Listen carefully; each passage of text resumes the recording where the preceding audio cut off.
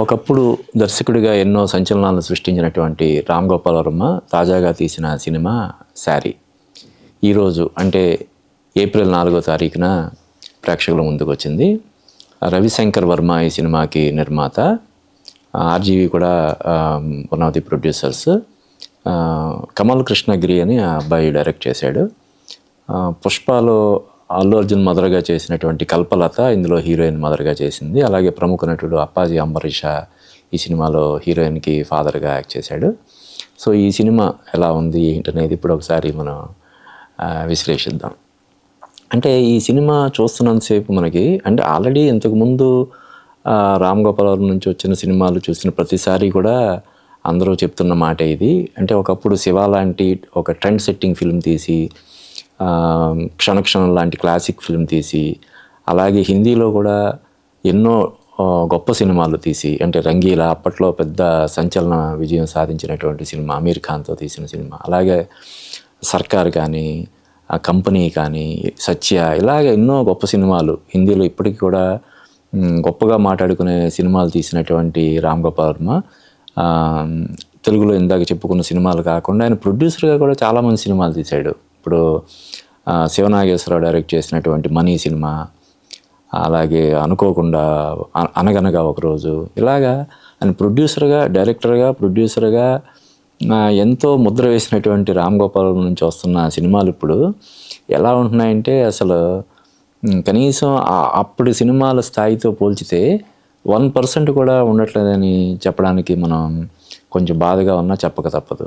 ఇప్పుడు ఈ సినిమా కూడా అంతే. శారీ అనే సినిమా అది ఒక సైకో థ్రిల్లర్ లాగా, అంటే ఒక సైకో ఒక అమ్మాయిని ప్రేమించి ఏ విధంగా పిచ్చి పిచ్చిగా బిహేవ్ చేస్తుంటాడు, అందుకు గాను అమ్మాయి ఏ విధంగా అమ్మాయి ఫ్యామిలీ ఎలా సఫర్ అవుద్ది అనే పాయింట్ తీసుకొని తీసిన సినిమా ఇది. అంటే డైరెక్టర్ రామ్ గోపాల్ వర్మ కాకపోయినా కూడా ఇంకా రామ్ గోపాల్ వర్మ స్కూల్లోనే ఇది తీశారు. అసలు చూస్తున్నంతసేపు మనకి ఏంటిది అని అనిపిస్తుంది అన్నమాట, అంత ఘోరంగా ఉంటుంది. అంటే ఒకప్పుడు రామ్ గోపాల్ వర్మ సినిమాలు ఫెయిల్ అయినా కూడా కనీసం అందులో ఆర్టిస్టులు, ముఖ్యంగా హీరోయిన్ని ఎంపిక చేసుకోవడంలో ఆయనకంటూ ఒక మార్క్ ఉండేది. ఇప్పుడు అది కూడా ఆ విషయంలో కూడా ఆయనకి జడ్జిమెంట్ ఉండట్లేదని చెప్పి, అంటే అమ్మాయి ఆరాధ్య అనే అమ్మాయి ఇందులో ఈ సినిమాలో యాక్ట్ చేసింది, అది ఫస్ట్ సినిమా అనుకుంటా ఆమెకి. అంటే ఆ అమ్మాయిని మనం ఇది చేయడం కాదు, కానీ ఈ క్యారెక్టర్కి అమ్మాయి సూట్ అవ్వదు అనిపిస్తుంది అనమాట. మరి ఎలా సెలెక్ట్ చేసుకున్నారా ఏంటి అనిపిస్తుంది. శారీ అనే టైటిల్ ఎందుకు పెట్టారు, అసలు ఆ కథ ఏంటి, ఆర్ఆర్ ముఖ్యంగా అసలు ఆర్ఆర్ నిజంగా చాలా హారిబుల్ అనిపిస్తుంది అనమాట. అంటే అసలు సీన్స్తో సంబంధం లేకుండా కొడతా ఉంటాడు ఆర్ఆర్. ఆనంద్ అని అతని ఎవరికో క్రెడిట్ ఇచ్చారు బ్యాక్గ్రౌండ్ స్కోరు. ఇంకా మామూలు అంటే ఈవెన్ శశిప్రీతం కూడా one of the music director, అంటే పాటలు ట్యూన్స్ ఇచ్చిన వాళ్ళు శశిప్రీతం పేరు కూడా కనిపిస్తుంది. ఇంకో 3-4 ఉంటారు. పాట కూడా ఎక్కడ ఆకట్టుకునేలాగా ఉండదు, ఒక రంగీలా రేంజ్లో తీయాలనే ప్రయత్నం అయితే కనిపిస్తుంది తప్ప దాని కనీసం దరిదాపుల్లో కూడా ఎక్కడ ఆ స్టాండర్డ్స్ మనకు కనిపించవు. ఇంకా ఆర్ఆర్ గురించి చెప్పుకోవాల్సి వస్తే ఏదో సినిమాకి చేసినటువంటి, ఒక హారర్ సినిమాకి చేసినటువంటి ఆర్ఆర్ తీసుకొచ్చి దీనికి పెట్టారేమో అనిపిస్తుంది. అంటే ఎక్కడ అసలు సింక్ ఉండదు. ఆ జరిగే సీన్ ఒకటి ఉంటుంది, అక్కడ ఆర్ఆర్ అసలు భయంకరంగా ఉంటుంది. అంటే కొంచెం కూడా అంతకుముందు ఇందా నేను చెప్పినట్టు ఆర్టిస్ట్ సెలక్షన్తో పాటు ఆర్ఆర్ విషయంలో కూడా రామ్ గోపాల్ వర్మకి మంచి జడ్జిమెంట్ ఉండేది, మంచి అవుట్పుట్ తీసుకునేవాడు ఈవెన్ ఫ్లాప్ సినిమాలకు కూడా.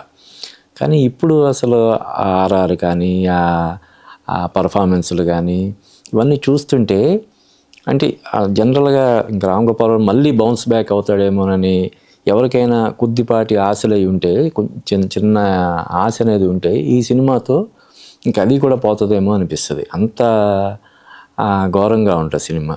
అంటే జనరల్గా ఒకప్పుడు హాఫ్ సెంచరీలు చేసినటువంటి బ్యాట్స్మెన్ గ్రౌండ్లోకి వచ్చిన ప్రతిసారి కూడా ఎక్స్పెక్ట్ చేస్తారు మళ్ళీ మనోడు కొడతాడేమో అని చెప్పి. అలాగా ఒకప్పుడు ఇందాక నేను చెప్పిన అటువంటి గొప్ప సినిమాలు తీసినటువంటి రామ్ గోపాల్ నుంచి వస్తున్న సినిమా అంటే ఈసారి ఏమో హిట్ కొడతాడేమో, వరుసగా ఎన్ని ఫెయిల్యూర్స్ వచ్చాయి కాబట్టి ఈసారి కొంచెం ప్రెస్టేజ్ తీసుకొని దానికి క్వాలిటీ టైము కేటాయించి, పైగా ఇప్పుడు వేరే డైరెక్టర్ అన్నప్పుడు ఇంకా ఎక్కువ దీని గురించి హోప్స్ పెట్టుకుంటారు. వేరే కుర్రాడు డైరెక్ట్ చేస్తున్నాడు కాబట్టి దగ్గరుండి బాగా చేయించుకుని ఉంటాడు, మంచి అవుట్పుట్ తీసుకోవడానికి ప్రయత్నం చేస్తుంటాడని చెప్పి అందరూ అనుకుంటారు. కానీ అసలు ఏం లేదు. అంటే అదే అసలు ఘోరాతి ఘోరంగా ఉందని చెప్పడం కూడా చాలా చిన్న మాట అయిపోద్ది అనమాట. అలాగుంది. మరి ఆయన సినిమా రిలీజ్ చేసే ముందు కానీ ఈ సినిమాకి నిజం చెప్పాలంటే గత సినిమాలతో పోల్చితే చాలా అగ్రెసివ్గా ప్రమోషన్స్ కూడా చేశారు. తర్వాత ఆయన చాలా రోజులు ఒక నెల 2 నెలల క్రితం నా సినిమాలు అంతకుముందు నేను తీసిన సినిమాలు చూసుకొని నాకే ఏడుపు వస్తుంది. ఏంటి అంత మంచి సినిమాలు తీసిన నేను ఇప్పుడు ఇటువంటి చెత్త సినిమాలు చేస్తున్నాను ఏంటని నాకే ఏడుపు వచ్చిందని చెప్పి ఆ మధ్య ఒక స్టేట్మెంట్ కూడా ఇచ్చాడు ఆయన. అది స్టేట్మెంట్ చూసిన తర్వాత ఖచ్చితంగా ఈ సినిమాకి సంబంధించిన అవుట్పుట్ విషయంలో మ్యాక్సిమం కేర్ తీసుకుని ఉంటాడు. తర్వాత ఈ మధ్యకాలంలో ఆయన అప్పట్లో చంద్రబాబు నాయుడు, లోకేష్, పవన్ కళ్యాణ్కి వీళ్ళకి వ్యతిరేకంగా పెట్టిన పోస్టులకు సంబంధించినటువంటి కేసుల చుట్టూ తిరగాల్సిన పరిస్థితి, పదే హైకోర్టుకి వెళ్ళి స్టేలే తెచ్చుకుంటున్న పరిస్థితుల్లో అతని మైండ్ సెట్లో కూడా చాలా మార్పు వచ్చే ఉంటుంది. ఖచ్చితంగా ఈ సినిమా మంచి రిజల్ట్ వచ్చే అవకాశం ఉంటుందేమోనని ఎవరైనా కొంతమంది హోప్స్ పెట్టుకొని థియేటర్కి వెళ్తే వాళ్ళు అసలు ఘోరంగా డిసప్పాయింట్ అవుతారు. ఇంకా పొరపాటున మళ్ళీ రామ్ గోపాల్ వర్మ సినిమా చూసే ప్రయత్నం చేయరని అనిపిస్తుంది అనమాట. అంటే ఇంకెవరైనా సరే రామ్ గోపాల్ వర్మ అభిమానులు ఆ పాత సినిమాలు, ఆయన తీసిన సినిమాలు, ఆ క్షణక్షణం కానీ, శివ కానీ, లేదంటే కంపెనీ, సర్కార్, ఇటువంటి సినిమాలు హ్యాపీగా నెట్లో చూసుకుంటే బెటర్ తప్ప ఆయన నుంచి సాలిడ్గా డెఫినెట్గా మంచి సినిమా వస్తున్న ఎక్స్పెక్టేషన్స్ తోటి అయితే థియేటర్లకు వెళ్ళడం అంత మంచిది కాదేమో అన్న అభిప్రాయం తప్పకుండా వ్యక్తం అవుతుంది.